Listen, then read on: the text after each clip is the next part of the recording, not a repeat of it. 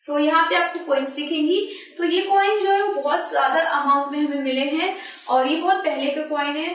और ये कब प्रचलन में थे, कैसे थे, वो जानते हैं। नेक्स्ट देखते हैं, नेक्स्ट स्लाइड पे चलते हैं। Archaeologists have found several thousand of punch mark coin belonging to this period।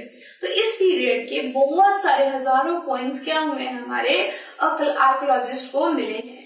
और उन कॉइन्स का नाम क्या दिया गया, पंचमार्क कॉइन्स। पंचमार्क कॉइन्स क्या होते हैं वो हम नेक्स्ट स्लाइड में देखेंगे, लेकिन अभी ये सारे इंफॉर्मेशन को देखते हैं।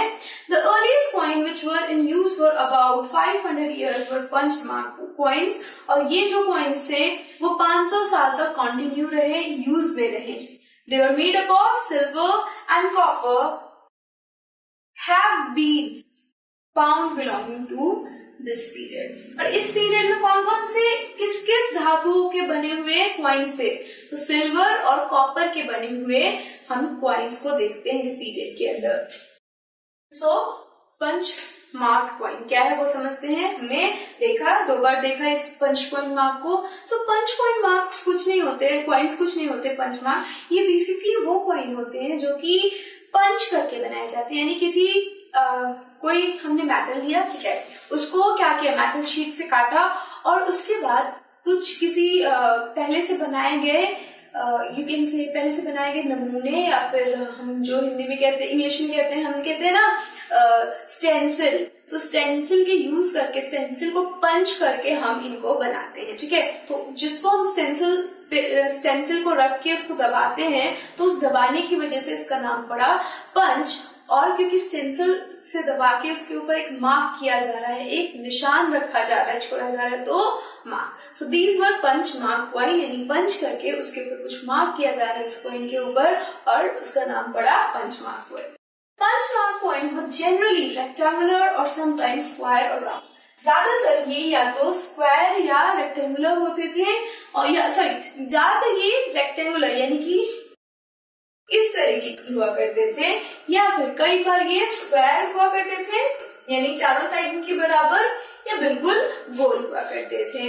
और इनको या तो शीट से, यानी बड़ी बड़ी मेटल की शीट थी उससे कट किया उनमें से, और उसके बाद इनको इनके ऊपर पंच करके कॉइन बनाया। लेकिन कई बार क्या किया जाता था, छोटे छोटे मेटल्स को लिया जाता था, मेटल ग्लोब्यूल्स को लिया जाता था, उसको बेला जाता था और फिर इनको तैयार किया जाता था और फिर इनके ऊपर पंचिंग की जाती थी।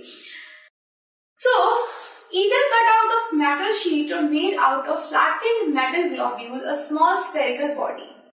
The coin were not inscribed but were stamped with a symbol using dies or punch marks. तो यहाँ पे क्या हो रहा है, ये जो कॉइन हुआ करते थे उनको इंस्क्राइब नहीं किया जाता था, उनमें से कुछ चीजें उकेरी नहीं जाती थी, पर इनके ऊपर स्टैंपिंग की जाती थी स्टेंसिल का यूज करके, सिंबल्स इसके ऊपर बनाए जा सके। और ये कैसे होता था, या तो किसी डाई के सहारे यानी रंग के सहारे, या फिर पंच करके कुछ चीजें उसके ऊपर कोई आकृति बनाई किसी दूसरी चीज के ऊपर और उसको पंच किया गया।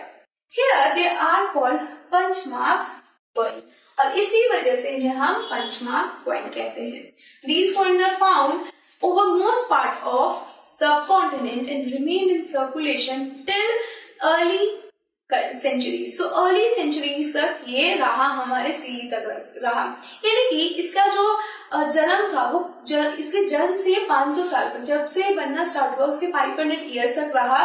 यानी कि जब ईडी था, यानी हमारे जो जीसस है उनके बर्थ से पहले इनका निर्माण हुआ, और ये उनके बर्थ के बहुत सालों बाद तक कंटिन्यू रहा, सर्कुलेशन में रहा। तो ये पंच कॉइन मार्क्स बहुत ही इम्पोर्टेंट थे हमारे। क्यों इम्पोर्टेंट थे, क्योंकि इनका नाम इम्पोर्टेंट था, इनको बनाया कैसे जाता है वो इम्पोर्टेंट था, और ये हमें बहुत ही ज्यादा तादाद में देखने को मिलते हैं। किस धातु से, किस मेटल से बनाए जा रहे थे, सिल्वर या कॉपर से। तो this is all about our traveler's account and second was coins. So I will see you in the next video with the next topic. Till then, stay safe and stay healthy. Bye.